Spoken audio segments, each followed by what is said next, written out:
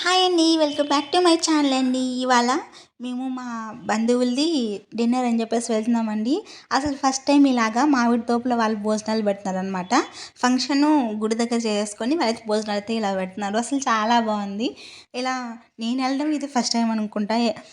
వినడమే కానీ తోపుల్లో ఇలా చేస్తారని చెప్పేసి నేను అటెండ్ అవ్వడం ఇది చాలా ఫస్ట్ టైం అనిపి నాకు చాలా ఎక్సైట్మెంట్ అనిపించింది.